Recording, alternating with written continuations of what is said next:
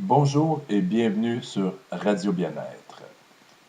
Est-ce que vous avez écouté l'émission numéro 1 qui portait sur les objectifs versus les fameuses résolutions de début d'année?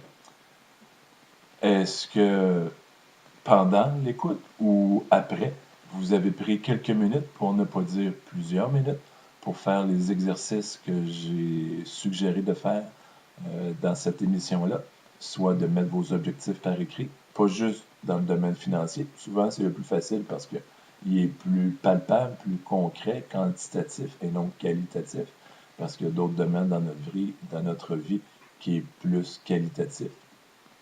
J'espère que oui, parce que dans les prochaines semaines, incluant aujourd'hui, on parle un peu plus dans le vif du sujet et vous allez voir que plus on va avancer, plus les bases, qui sont les objectifs, vont nous servir. Par exemple, on parle d'objectifs, c'est notre destination. On va parler à partir de la semaine prochaine de nos propres états financiers. Donc, c'est le point de départ. Donc, j'ai un point de départ, j'ai un point de destination et les autres semaines, on va parler à l'intérieur. Donc, ces deux points-là sont essentiels à tout domaine, tout sujet en tant que tel, je crois. On a un début et un objectif et on regarde comment est-ce qu'on va naviguer du point A au point B. Aujourd'hui, nous allons parler des dettes, les fameuses dettes. Premièrement, est-ce qu'elles sont tous mauvaises? Est-ce qu'elles sont tous bonnes? Je pense qu'il n'y a pas de réponse tranchée pour dire 100% des dettes sont négatives ou 100% des dettes sont positives. À prime abord, je pense que la majorité des gens vont me dire, ben, elles sont négatives. Parce que souvent, les dettes, j'ai de la misère à arriver parce que j'ai trop de dettes, ça me coûte trop cher d'intérêt, les cartes de crédit, etc., etc. Oui, je suis bien d'accord que c'est un gros morceau des finances personnelles, les fameuses dettes, et c'est quelque chose qu'il faut avoir le contrôle dessus. Mais il y a des bonnes dettes pareilles. Un simple exemple, vous avez la possibilité d'acheter un duplex, un triplex, plus d'un nombre d'appartements. Donc, vous faites un emprunt hypothécaire pour cet immeuble-là et ce sont les locataires, les occupants qui vont rembourser l'emprunt. Donc, à ce moment-là, vous comprenez bien que ce n'est plus une mauvaise dette, ça devient une dette d'investissement. Et si l'exercice est rentable, donc les revenus moins les dépenses sont positives, bien, ça peut être intéressant là, de contracter ce genre de dette-là. Mais pour la majorité des dettes à la consommation, les fameuses cartes de crédit, je pense que beaucoup de gens peuvent connaître ce terme-là, c'est les fameuses bêtes noires des finances personnelles, les cartes de crédit. Et on sait qu'en moyenne, les gens détiennent environ 7 cartes de crédit et qu'avec ces fameuses cartes de crédit-là, les gens surconsomment d'environ 23% supplémentaires à leur capacité de gagner, qui est quand même énorme. Là. On parle de plus de 20% de dépenses qu'on ne serait pas capable de faire si les cartes de crédit n'existaient pas. Donc aujourd'hui, on va essayer de mettre fin à cette fameuse mauvaise habitude que les gens ont créée de se créer des dettes. Première étape, j'ai environ, là, la majorité des livres parlent de 4-5 étapes différentes.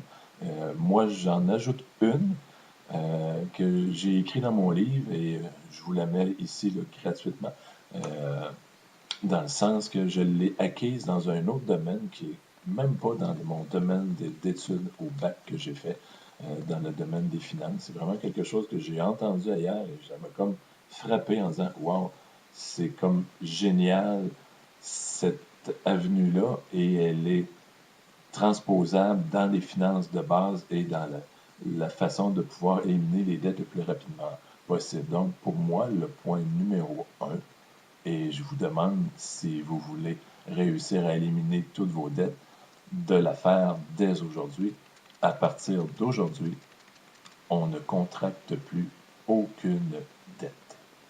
Elle est simple, mais combien magique. Parce que ce que font la majorité des gens, oui, on reçoit un compte de carte de crédit et les gens qui ne sont pas capables de payer la totalité vont regarder, ah, voici, je devrais payer 1000, 1500, 2000 sur ma carte de crédit et je regarde seul minimum 50 dollars. Parfait, je paye 50 dollars et les fameux taux d'intérêt sur les cartes de crédit sont astronomiques et c'est là que ça devient une roue sans fin, une boule de neige qui grossit, grossit, grossit, et qui fait que ça nous coûte énormément cher les dettes. Donc, si on réussit à ne pas prendre de nouvelles dettes, bien, on vient de s'aider dans ce sens-là. Donc, le premier point, on ne contracte plus de nouvelles dettes. Deuxième point, on fait en sorte d'augmenter notre liquidité entre 100 et 200 dollars. C'est l'objectif. De quelle façon on peut faire ça? Je vous en nomme trois. Soit que on trouve une façon d'augmenter nos revenus. Donc, on peut s'asseoir à un moment donné et dire, ben, de quelle façon je pourrais augmenter mes revenus? C'est aussi facile que ça de dire, je m'assois et je pense. On verra dans une autre émission différentes sources de revenus.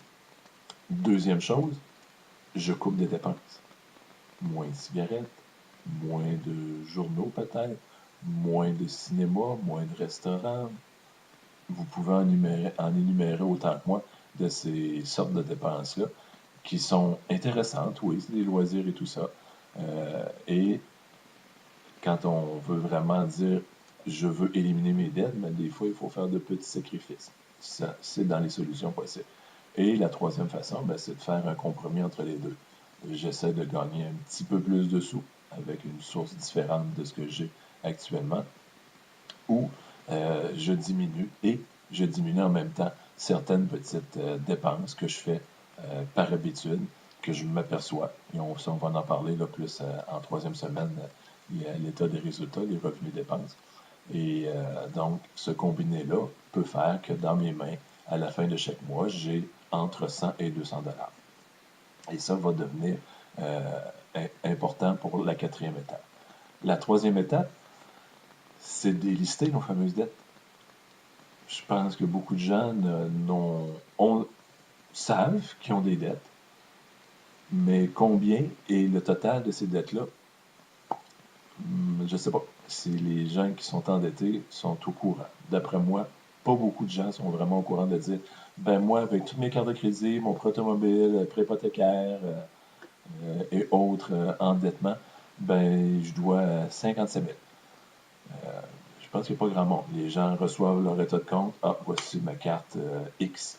Je dois 1000 $, 2000 $. La carte Y, j'en dois 5000. La carte Z, j'en dois 500. Et ils roulent en disant, ben là, je paye le minimum. Là, par contre, de banque ne me permet pas de payer plus que le minimum. Et je roule avec ça. Donc, cette troisième étape est importante de lister nos dettes et pour connaître notre point de départ, comme je disais tout à l'heure, versus la semaine passée, l'émission numéro 1 qui était les objectifs, c'est notre point d'arrivée qui est zéro dette. Mais aujourd'hui, j'en ai combien?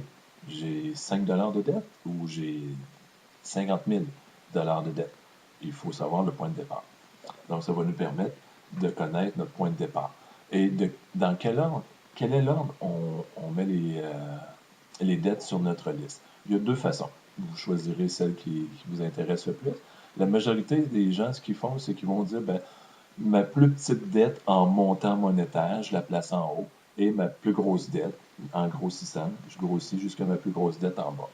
C'est une bonne façon, et c'est une façon que les gens vont comme se flatter la manche à dire, oh, je vais libérer ma première dette en haut, donc je vais en avoir une de moins à rembourser, et ça va me faire plaisir.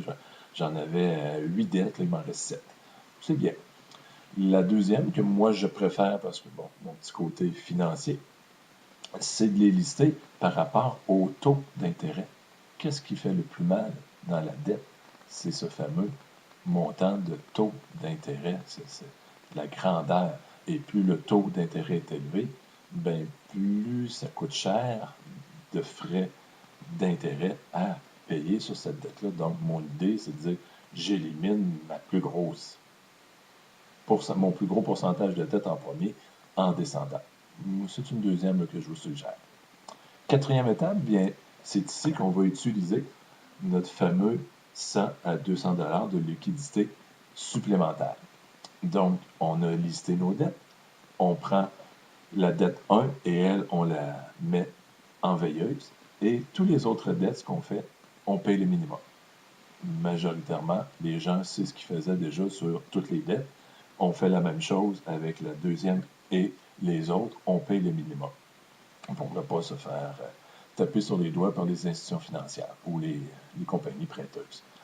La dette numéro 1, ce qu'on fait, c'est qu'on va payer, oui, le minimum, mettons 50 $, et si on a réussi à se créer un 200 $ de capacité ou de liquidité dans nos mains, bien, on va le mettre sur notre dette numéro 1.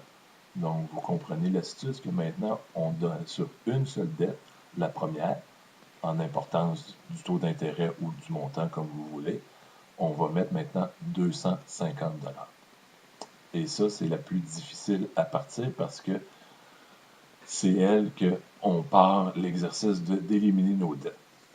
Donc, une fois qu'elle sera éliminée, combien de temps ça va prendre? Ça va dépendre de la grandeur de la dette, bien sûr, mais tôt ou tard, on va réussir à l'éliminer.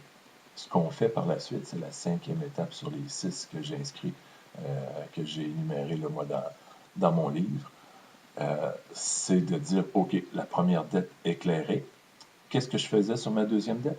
Je payais le minimum, mettons qu'elle aussi, c'était de 250 $.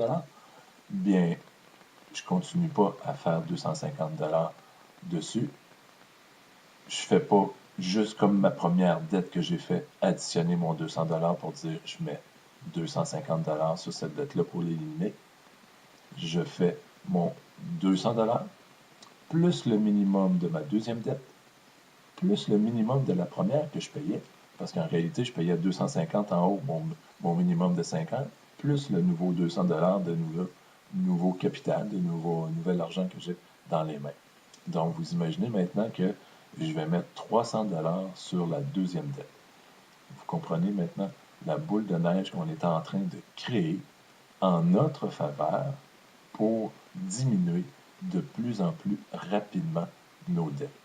Imaginez la cinquième, sixième, septième dette, comment elle va s'éliminer d'une façon pas magique, mais d'une façon exponentielle versus la première, où est-ce que, oui, on a fait l'effort d'avoir de 100 à 200 $ supplémentaires en liquidité, mais on additionne tous ces petits minimums qu'on payait sur les autres, plus le fameux premier 200, 100, 200 $. Donc, ici se termine l'émission qui portait sur les dettes. Je ne vous ai pas parlé de la sixième. Possiblement que je ferai allusion dans une autre capsule ou si vous voulez le lire plus rapidement dans mon livre.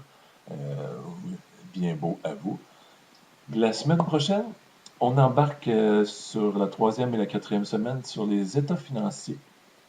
Donc, on va voir un peu, nous, maintenant, on va devenir notre propre entreprise, nous, soit moi Inc., et comment je vais gérer mes propres états financiers. Donc, je vous invite à écouter la semaine prochaine la capsule numéro 3, l'émission numéro 3. D'ici là, si vous avez des questions, ne vous gênez pas de me contacter, soit par courriel, que vous pourrez trouver sur mon site lefinancier.com. J'ouvre une petite parenthèse, le financier, d'où ça vient? PHY, les gens trouvent ça, c'est génial, oui, ça fait financier, et pourquoi je l'écris comme ça? Il y a bien des années, une petite idée qui m'est passée par la tête était de dire, moi, mon but, c'est de vulgariser les finances. Donc, de mettre pratico-pratique les finances pour les gens. Donc, le côté physique, pratico-pratique, et les finances. J'ai fait un amalgame entre les deux. Donc, financier, PHY pour financier. De cette façon-là que j'ai créé le nom, le financier, de la façon que je l'écris. Donc, vous pouvez aller sur lefinancier.com, comme vous pouvez le voir écrit en bas de l'écran. Et vous pouvez me contacter aussi par Facebook en privé et ça me fera plaisir de répondre à vos questions. Donc, ici se termine l'émission. Si vous voulez faire la réécoute, il y a un bouton qui va apparaître là, avec Radio Bien-être. Il y aura un bouton pour la réécoute et je vous invite à venir m'écouter la semaine prochaine. Nous parlerons du premier état financier personnel. Bonne journée.